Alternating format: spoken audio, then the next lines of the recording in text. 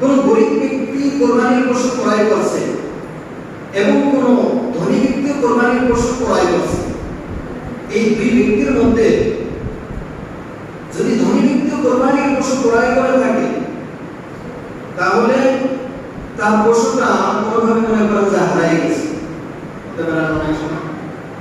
আনার সময় মনে করেন যে আনা করো দৌড় দিয়ে একদিকে চলে গেছে, এত খোঁজাখুঁজি করছে আর পশু পাওয়া যায়। তো ধনী ব্যক্তি যদি হয়ে থাকে, ধনী ব্যক্তির উপরে আরেকটা ক্রয় করে তারপর কোরবানি দেওয়া ওয়াজিব। যদি গরিব ব্যক্তি হয়, গরিব ব্যক্তি হইলে সে একটা পশু ক্রয় করে আনছে, ক্রয় করে আনার পরে তারপর তো কোরবানি ওয়াজিব ছিল না, ওয়াজিব ছিল না, ওয়াজিব ছিল, হারিয়ে গেছে, তার জন্য আরেকটা কিনা কোরবানি দিতে হবে।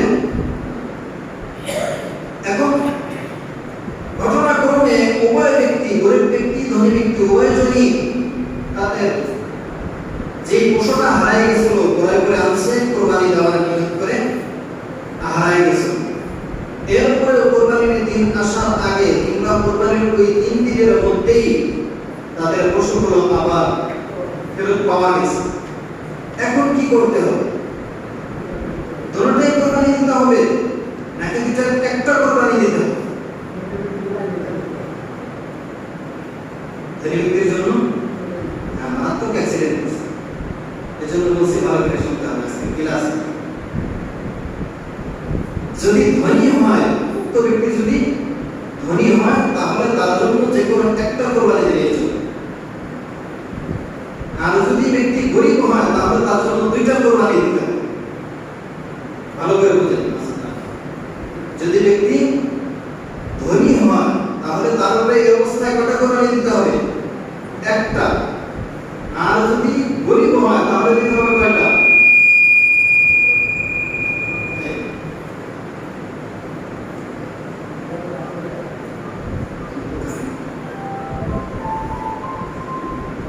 যদি উক্ত ব্যক্তি গরিব হয়, তাহলে দিতে হবে কয়টা? কয়টা? একটা কি দুইটা বললাম না? গরিব হলে কয়টা দিতে হবে? 2টা। ধনী হলে একটা। কথাটা একটু উল্টা মনে হয় না? উল্টা মনে হয়, কিন্তু বিষয়টা বুঝতে হবে। ধনী ব্যক্তি যিনি, ওনার উপরে কোরবানি ওয়াজিব ছিল, ঠিক আছে, আর উনি ওয়াজিব কোরবানি আদায় করতেছেন। আর যিনি দরিদ্র ব্যক্তি, গরিব ব্যক্তি, ওনার উপরে কোরবানি ওয়াজিব না, উনি হলো কোরবানি দেওয়ার জন্য যখন একটা পশু ক্রয় করে আনছে, সাথে সাথে এটা করার জন্য মান্যতের হুকুম হয়ে গেছে। কিসের? মান্যতের। এখন ওই মান্যতের পশুটা যখন ওনার উপরে হারিয়ে গেছে, যেটা হারিয়ে গেছে, হারিয়ে যাওয়ার কারণে ওনার জন্য আলাদা করে কোরবানি দেওয়া ওয়াজিব ছিল না, হারিয়ে গেছে, গেছে শেষ। কিন্তু উনি আরেকটা ক্রয় করে আনছে, কারণ আরেকটা যখন উনি আনছে, ওটাও কিন্তু কোরবানি নিয়ত করে আনছে, কোরবানি নিয়ত করে আনছে না? কোরবানি নিয়ত করে আনার কারণে এই দ্বিতীয়টার উপরে ওনার কোরবানি দেওয়া ওয়াজিব হয়ে গেছে। বুঝা আসছে? যারই কারণে ওনার উপরে দুটোটা দিতে হবে। আর যে বড় লোক ধনী, তার উপরে তো ওয়াজিব, যে কোনো একটা আদায় করলে ওনার ওয়াজিব হয়ে যাবে। বুঝা আসছে মশলাটা ভালো করে?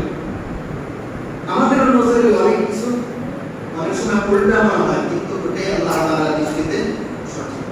আমাদের দৃষ্টিতে সঠিক মনে হোক বা না হোক, এটা দেখার বিষয় না। যেটা আল্লাহ তাআলার কাছে সঠিক, যেটা রাসূল সাল্লাল্লাহু আলাইহি ওয়াসাল্লামের কাছে সঠিক, ওটাই আমাদের করতে। বুঝা আসছে মশলাটা কিনা?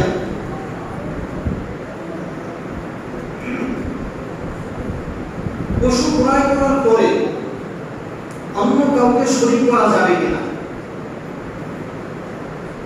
মাসালাগুলো আমাদের জানা জরুরি কিনা? কি বলে যে মাসালাগুলো বলতেছি, তোমরা ঐক্যভাবে বসতে কেন?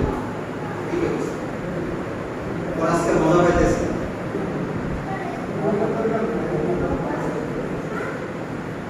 কোরবানির দিন তোমাকে বুঝতে দেওয়া নিষেধ করে, তুমি তাড়াতাড়ি ভালো করে বসো। আচ্ছা, পশু ক্রয় করার পরে অন্য কাউকে শরীক করা যাবে কিনা?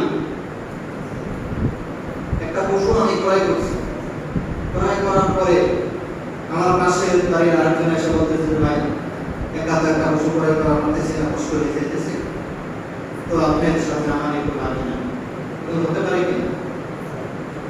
এবং যদি হয় তাহলে যে ব্যক্তি শরীক করতে চায় দেখতে হবে উনি গরিব নাকি ধনী।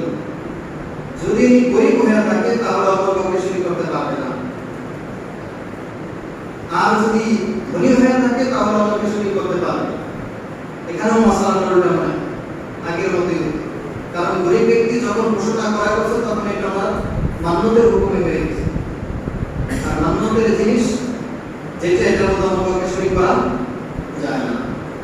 পক্ষান্তরে ধনী ব্যক্তি সে যদি চায় তাহলে অন্য কাউকে শরীক করতে পারে, তবে যদি শরীক করে তাহলে যে পরিমাণ টাকা অন্য ভাগীদারের কাছ থেকে নিল উত্তম হলো এই পরিমাণ টাকা আল্লাহর রাস্তায় সরকার দেয়।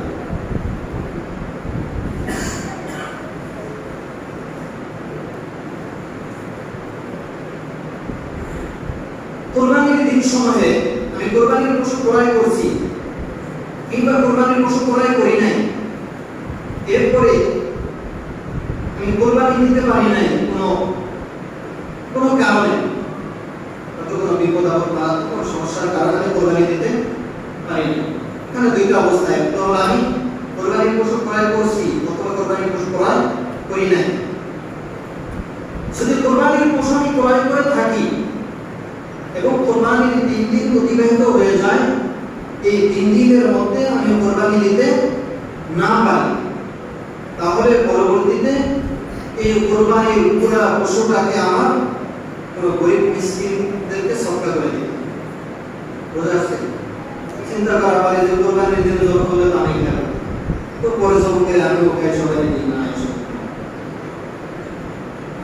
কোরবানির পশু যদি ক্রয় না করে থাকি, কোরবানির পশু ক্রয় করি নাই এবং কোনো কারণে আমি 3 দিনের মধ্যে কোরবানি দিতে পারি নাই, তাহলে তার জন্য নিয়ম হলো কমপক্ষে একটা ছাগল ক্রয় করতে যে পরিমাণ টাকা লাগে, একটা ছাগল ক্রয় করতে যে পরিমাণ টাকা লাগে এই পরিমাণ টাকা কোনো গরিব মিসকিনকে সদকা করে দেওয়া।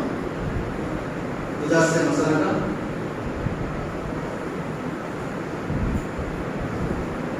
পশু জবাই করার সময় কখন বলা হচ্ছে? কোন কোন পশু দ্বারা কোরবানি করা যাবে? কি বললাম? কোন কোন পশু দ্বারা কোরবানি করা যাবে? বারবার আপনাদের কাছ থেকে মাঝে মাঝে জিজ্ঞাসা করতেছি, ভালো করে শুনতেছেন কি না? পশু দেখে দেখে বলতেছি, মশলা দেখতেছি যে বিষয়গুলো আজকে আলোচনা করা জরুরি। এতগুলো বিষয় তারা একদিন মনে রাখা যায়, কিন্তু এই বিষয়গুলো অত্যন্ত জরুরি। যদি আলোচনা না করি অত্যন্ত অ্যাক্সিডেন্ট হবে, মারাত্মক অ্যাক্সিডেন্ট হবে। কোন কোন পশু দ্বারা কোরবানি করা যায়? মৌলিকভাবে 3 প্রকারের পশু দ্বারা কোরবানি করা যাবে। 1 নম্বর উট। উট এটা আমাদের দেশে নাই, তো একজনের যদি কোনোভাবে এনে দিতে পারে সেটা নিয়ে 1 নম্বর হলো উট। 2 নম্বর গরু। গরুর সাথে গরু, মহিষ এবং এই জাতীয় যা আছে, গরুর মধ্যে গরু যত প্রকার আছে, গরু এবং মহিষ, এই দুইটা গরুর মধ্যেই শামিল। 2 নম্বর হলো গরু দ্বারা কোরবানি করা যাবে। 3 নম্বর ছাগল দ্বারা।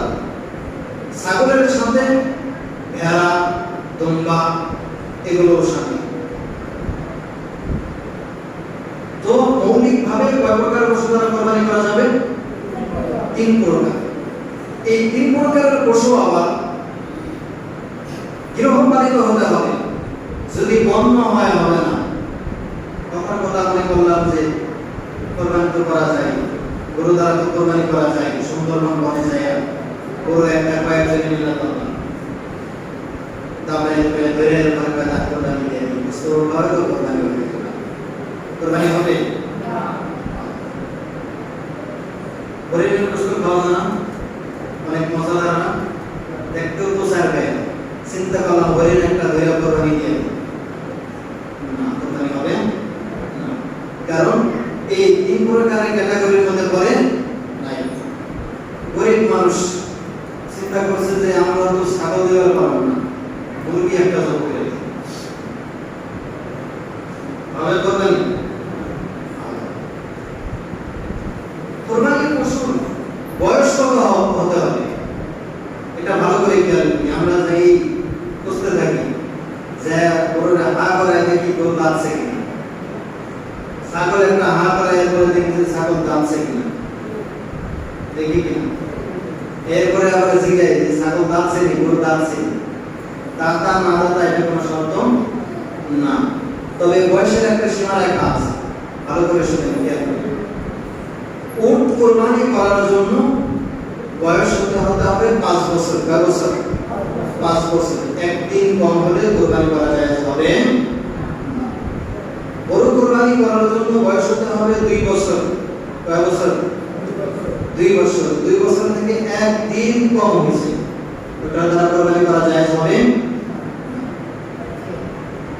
ছাগল, ভেড়া, দুম্বা, ছাগল, ভেড়া, দুম্বা এই পশুগুলোর জন্য কোরবানি করার জন্য বয়স হতে হবে 1 বছর। কত? 1 বছর। যদি ভেড়া এবং দুম্বা এমন মোটা হয়, দেখতে 1 বছরের মতোই, একটু কম বয়স, একটু কম হয়েছে, কিন্তু মোটা তাজা এই পরিমাণ যে 1 বছরের সাথে ছেড়ে দিলে বোঝা যাবে না যে কোনটা 1 বছরের কোনটা 1 বছরের না। তাহলে ভেড়া এবং দুম্বার ক্ষেত্রে 1 বছরের কম হলেও এটা দ্বারা কোরবানি জায়েজ। কিন্তু ছাগলের ক্ষেত্রে ভালো করে খেয়াল করে শুনেন, কিন্তু ছাগলের ক্ষেত্রে যদি 1 বছর থেকে 1 দিনও কম হয় তাহলে সেটা দ্বারা কোরবানি হবে না। তাতে যদি দাঁত যদি 4-5টা করে যায় তার উপর এটা দ্বারা কোরবানি হবে না, হবে না। এখন এখানে একটা প্রশ্ন হতে পারে যে আচ্ছা হুজুর, আমরা তো বাড়িতে গরু বা ছাগল পালি না, সাধারণত কিনা এনে পর আমরা কোরবানি। এখন আমরা তো দাঁত না দেখে বুঝুন, আমরা কেমনে বুঝবো যে এটা 5 বছর হয়েছে, এটা 2 বছর হয়েছে, এটা 1 বছর হয়েছে? এই ক্ষেত্রে আমরা প্রথমে তো আমরা দেখবো, দেখার পরে বোঝার চেষ্টা করব। এরপর বোঝা উপায় না থাকলে আমরা মালিকের কাছে জিজ্ঞাসা করব যে ভাই, আমরা এটা কি কোরবানি দেওয়ার জন্য নিতেছি? আপনি আমানতকারিতার সাথে বলেন, শুধুমাত্র টাকার লোভে বলেন না। যদি এখানে আমানতের খেয়ানত করেন তাহলে এর জন্য আপনাকে আল্লাহ তাআলার কাছে জবাবদিহি করতে হবে। এই কথা বলে তারপর আমরা তার কাছ থেকে পশু ক্রয় করব। যদি সে বলে যে না, এটার বয়স 1 বছর হয়েছে, এটার বয়স 2 বছর হয়েছে, এরপরে আমি যদি কোরবানি করে দিই তাহলে আমার কোরবানি আদায় হয়ে যাবে। যদি মালিক মিথ্যা কথা বলে সেজন্য মালিকের আল্লাহ তাআলার কাছে জবাব দিতে আমি দেখব। এগুলো বয়সের মাসলা। 1 বছর ক্ষেত্রে শুধু কতজন হওয়া যাবে? আমার কাছে কয়েকজন মাসলা জিজ্ঞাসা করছে যে 2 জনের কোরবানি দেওয়া যাবে না। অনেকে জিজ্ঞাসা করছে যে 4 জনের কোরবানি দেওয়া যাবে না। অনেক দূর থেকে এক ব্যক্তি এসে আমার পায়া না পায় আবার গেছে। এরপরে একদিন দেখা ছিল, তোমার কাছে গেছিলাম, কি হয়েছে? তো আমরা যে 4 জনের কোরবানি দিতে চাইতেছি, কোরবানি দেওয়া যাবে না, কি যাবে না, একটা সমস্যা কোথায়? 7 জনের কম হলে তো দেওয়া যায় না, বেতন দিতে হয়েছে, মানে আরেকজন পায় না। শুনেন, এদিকে খেয়াল, কোরবানি দেওয়ার জন্য গরু, মহিষ, উট এই প্রাকৃতিকের যেগুলো আছে এগুলোর ক্ষেত্রে সর্বোচ্চ 7 জন শরীক হওয়া যাবে। কয়জন? 7 জন। 7 জনের নিচে যে কজন হয় কোনো সমস্যা নেই। 1 জন হতে পারে, 2 জন হতে পারে, 3 জন হতে পারে, 4 জন হতে পারে, 5 জন হতে পারে, 6 জন হতে পারে, সর্বোচ্চ 7 জন হতে পারে। 7 জনের বেশি হওয়া কিছু। এখন বেজল বুঝতে যায় মানে বেজল যেহেতু পাই না, যা কোরবানি বেজলের কোনো পরিচিত নেই। আপনার 7 সংখ্যার নিচে যত থাকে কোনো সমস্যা নেই, কোরবানি হয়ে যাবে। তবে এই ক্ষেত্রে একটা জিনিস খেয়াল রাখতে হবে, কারো কারো সংখ্যা কারো ভাগ যেন এক ভাগের কম না হয়, সবার ভাগ কি করতে হবে? সমান হতে। এমন না যে আমার টাকা নাই, টাকা কম আছে, আমি আধা ভাগ দিলাম আর তুমি দিয়ে লাগবে, এক ভাগের কম হলে কোরবানি।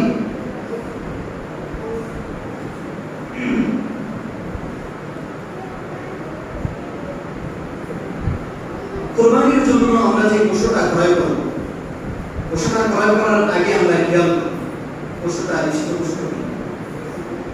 পশুটা দেখতে সুন্দর মোটা তাজা কিনা। কারণ যায়া ওখানে যাওয়ার পরে বুঝবো না যে বস্তু কোনটাই বেশি হয়, এটা দেখি আমাদের তো অভ্যাস আছে, এটাই আমরা বেশি খেয়াল করি বস্তু কোনটাই বেশি হয়।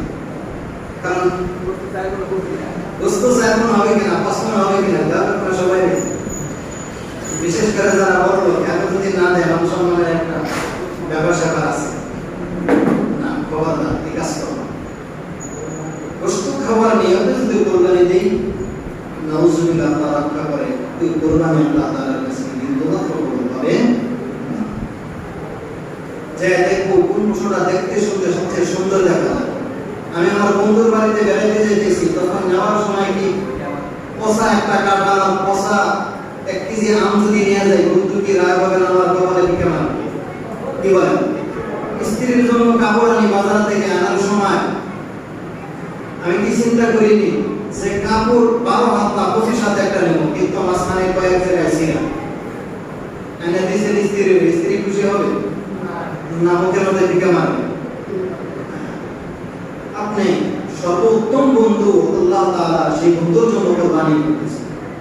এখানে পশুটা যদি হয় নেংলা, পশুটা যদি হয় গোরা, পশুটা যদি হয় বোবা, পশুটা যদি হয় দেখতে শুনতে একেবারে হ্যাংলা, এই পশুর কোরবানিকে আল্লাহ তাআলা পছন্দ করবেন? পশুর আশায় তো কোরবানি। গোশত তো খাবই, গোশত তো আল্লাহ তাআলা নিয়ে যাবেন, গোশত তো খাবই, কিন্তু এটাকে নিয়ত করা যাবে না। গোশত খাওয়াটা আমাদের মাকসাদ বানানো যাবে। এরপরে আমি ভালো করে দেখলে কোন জায়গায় ল্যাংড়া নাই, বোবা নাই, ঘোড়া নাই, সবকিছু ঠিক আছে, পশুটা আমি ক্রয় করছি। আনার সময় গাড়ি থেকে নামানোর সময় হঠাৎ করে পায়েটা আঘাত পেয়েছে, পাটা ল্যাংড়া পেয়েছে, ভাই কে নামা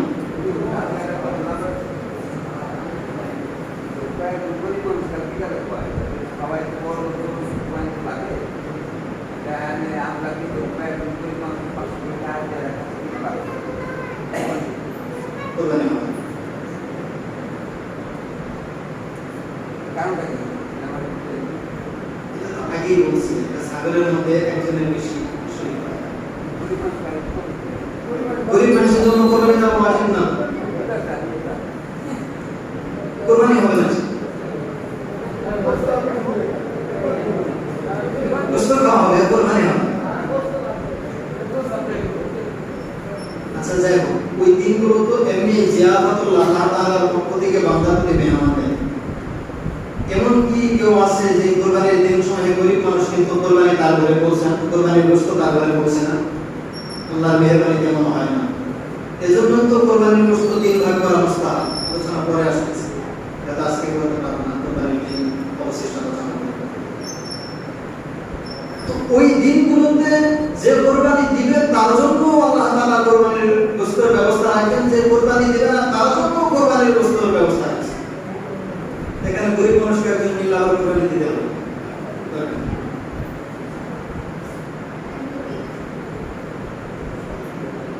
অনেক সময় কোরবানির পশু নিজেরা জবাই দেওয়া উত্তম। কোরবানির পশু নিজেরা জবাই দেওয়া কি?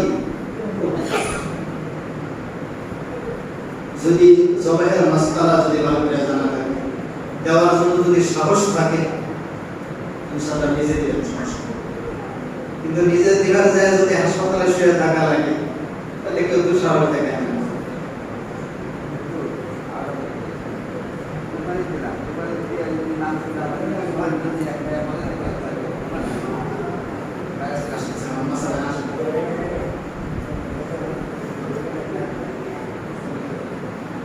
এক্ষেত্রে একটা জিনিস খেয়াল করতে হবে, আমি বলবো সাধারণত আমি যে মাসালাগুলো যেই উত্তরগুলো আমি দিব এরপরে হয়তো কোনো প্রশ্ন থাকার কথা না, এরপর থাকলে বলবেন, সমস্যা নেই। হ্যাঁ, এদিকে খেয়াল করি সবাই, ছোট বাচ্চারা কথা বলতেছে। যদি নিজের প্রশ্ন নিজে কোরবানি দেই, এক্ষেত্রে আমার খেয়াল রাখতে হবে অনেক সময় আমি নিজে শুরু করছিলাম, শুরু করার পরে অর্ধেক দেওয়ার পরেই মনে করেন যে আমি আর পারি নাই, অন্য একজনের কাছে, কিংবা আমি আগে সাহস ছিল ভালো, এরপর শুরু করার পরে যে পুরো যখন লাভ না আছে তখন তো কোথায় বলানো জায়গা পাইতেছে। এক্ষেত্রে অন্য কেউ যদি ছুরি চালায় তাহলে খেয়াল রাখতে হবে যে প্রথমে ছুরি চালাইছে এবং যে মাঝখানে ছুরি চালাইলো বা শেষে যদি কেউ ছুরি চালায়, সকলের বিসমিল্লাহি আল্লাহু আকবার বলতে হবে। তো একজনে যদি না বলে তাহলে কোরবানির পশুটা পরিষ্কার হারাম হয়ে যাবে। এই পশুর বস্তু কোরবানি তো হবেই না, এটার বস্তু ঘটাও হারাম। বুঝা আসছে?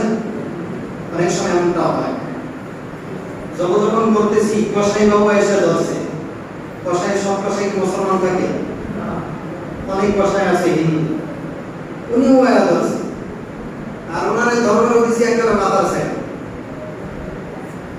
এখন হঠাৎ করে যে জবাই করবো, জবাই করার সময় উনি যখন দৌড় মারছে, কসাই বাবু তো সাহস থাকে, মারাত্মক সাহস থাকে কিনা জোরে মাসার সময় কসাইদের সাহস থাকে অনেক বেশি। উনি বাস ছুরিটা হাতে থাবাটা দিয়ে উনি চালাই দিতেছে। হিন্দু ওই বিসমিল্লাহ বলবে, হিন্দু ওই বিসমিল্লাহ বললেও অল্প জবাই খাওয়া যায় না, যেন সাবধান। আমি কোরবানি দিতেছি আল্লাহর জন্য, এই কোরবানি দেওয়ার সময় হিন্দু যদি কসাই থাকে ওনাকে বলবো তোমার জবাই দেওয়ার সময় তুমি পরে বানানোর সময় কেন আজকে আলোচনা করতে পারবো না। যাই হোক, অনেকগুলো জরুরি বিষয় ছিল এবং আরো কিছু জরুরি বিষয় আছে যেগুলো কোরবানির দিন আলোচনা করার চেষ্টা করব।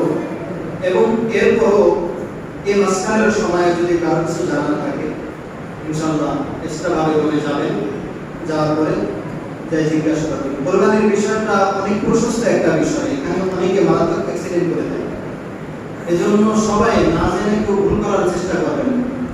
আপনার যে কোনো প্রশ্ন, যে কোনো টোটকা, যে কোনো প্রশ্ন থাকবো কোরবানি সম্বন্ধে ইনশাআল্লাহ, যে কোনো নামাজের সময় কিংবা আমি তো ইনশাআল্লাহ এখানেই থাকি বিভিন্ন সময়, আমার কাছে যাই জিজ্ঞাসা করবেন ইনশাআল্লাহ, নির্দ্বিধায় জিজ্ঞাসা করবেন। কেউ কারণতা করবেন না জিজ্ঞাসা করতে যে জিজ্ঞাসা আমার হুজুরে কি করবেন না, হুজুরে কি করবেন, কোনো সমস্যা নেই, জিজ্ঞাসা করবেন।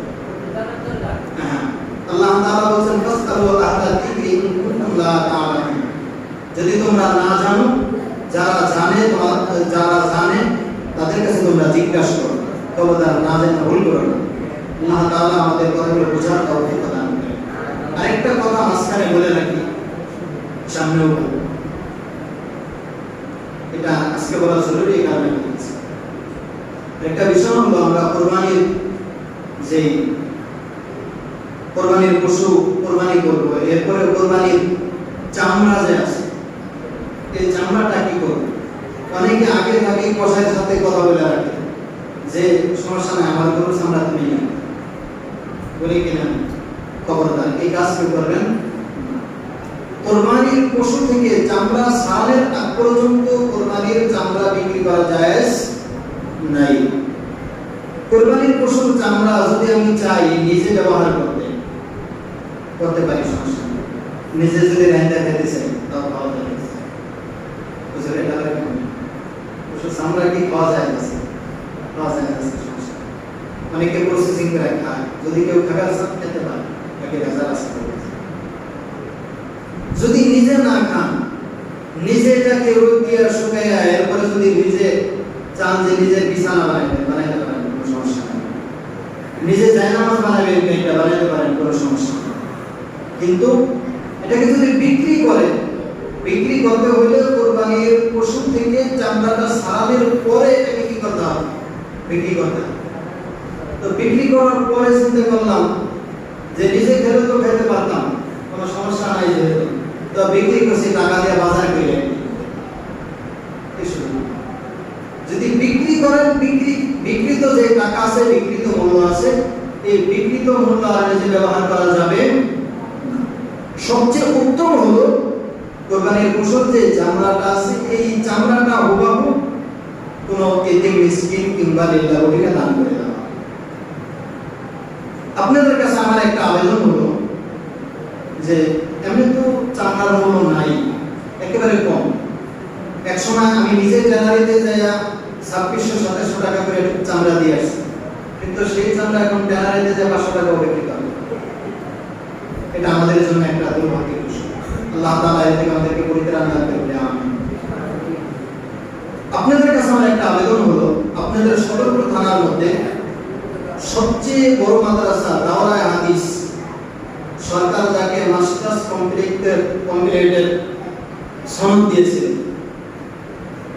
দাওরায়ে হাদিস জামাত পর্যন্ত জামিয়া সিদ্দিকিয়া হালিমিয়া মটকচর মাদ্রাসা আমাদের সদরপুরের মধ্যে সবচেয়ে বড় মাদ্রাসা, ক্লাসের দিক থেকে সবচেয়ে বড় মাদ্রাসা। আল্লাহ রাব্বুল আলামিন ওই মাদ্রাসায় আমাকে বুখারী শরীফের মতো কিতাব পড়ানোর তৌফিক সুযোগ দান করেছেন, আলহামদুলিল্লাহ। এটা আপনাদের জন্য একটা গৌরবের বিষয় যে আমাদের হুজুর ওখানে বুখারী শরীফের মতো একটা কিতাব পড়াইতেছে। এই কিতাবটা সাধারণত কেউ 10-12 বছর শিক্ষকতা করার পরও পড়ানোর সুযোগ হয় না, কিন্তু আল্লাহ তাআলা আমাকে এই ছোট বয়সে এবং এই অযোগ্যতা সম্পূর্ণ হওয়া সত্ত্বেও আল্লাহ তাআলা আমাকে আমার মতো অদমকে দিয়ে আল্লাহ তাআলা এই কাজ দিয়েছে। আল্লাহ তাআলা যেন আরো বেশি কাজ নেয়, সকলে আমিন। ওই মাদ্রাসা থেকে আবেদন করা হয়েছে কোরবানির চামড়াটা আমরা পুরাটাই ওই মাদ্রাসায় দিয়ে দেওয়ার চেষ্টা করব। ওখানে এতিম অসহায় ছাত্ররা পাবে, 2-4 টাকা যদি হয়, এটার দ্বারা ছাত্রদের 2-4 মাসের খানার টাকা হবে। এই জন্য আমরা দেব না ইনশাআল্লাহ। তো হুজুর আমাদের এলাকাতে অনেক গরিব মানুষ আছে, হ্যাঁ গরিব কি আপনার এই চামড়ার টাকাই দিতে হবে এমন কোনো শর্ত আছে? তো হুজুর আসবো যে কিন্তু ফেরত দেওয়া যায়। হ্যাঁ, আপনার এই একটা চামড়া নিয়ে হয়তো সে এখান থেকে হোলসেল দিতে পারবো হয়তো 300-400 টাকা, কারণ এখান থেকে নিতে আবার গাড়ি ভাড়া আছে, এখান থেকে যদি আবার আপনারা কিছু দেয় কি থাকবে। এই জন্য চামড়ার জন্য আপনাদেরকে কিছু দেওয়া হবে। যদি আপনারা যদি গরিব মিসকিন যারা আছে তাদেরকে কিছু দিতে চান, পকেট থেকে দিলে দিলে সব হবে না, কি বলেন? সব এতে মিসকিন অসহায় তারা আসবেই, আপনার দরজায় হাত পাচ্ছে, তাকে খালি হাতে ফেরত দিবেন। এমনি অনেক টাকা তো খরচ হয়, প্রতিদিন তাদেরকে খুশি করবেন, পকেট থেকে 50 টাকা 100 টাকা দিয়ে দেবেন। আল্লাহ তাআলা এর উসিলায় আপনাকে আমাকে সব বিপদ থেকে রক্ষা করবেন। যে কথাগুলো বললাম, যে মাসআলাগুলো আলোচনা করলাম, যে জরুরি বিষয়গুলো আলোচনা করলাম, আল্লাহ তাআলা আমাদের সর্বপ্রথম এই কথাগুলো অক্ষরে অক্ষরে বোঝার জন্য তৌফিক দান করেন, সকলে আমিন। এবং এর উপরে আমাকে এবং আমাদের সকলকে পুঙ্খানুপুঙ্খানুরূপে আমল করার তৌফিক দান করেন, আমিন। ওয়া আখিরু দাওয়ানা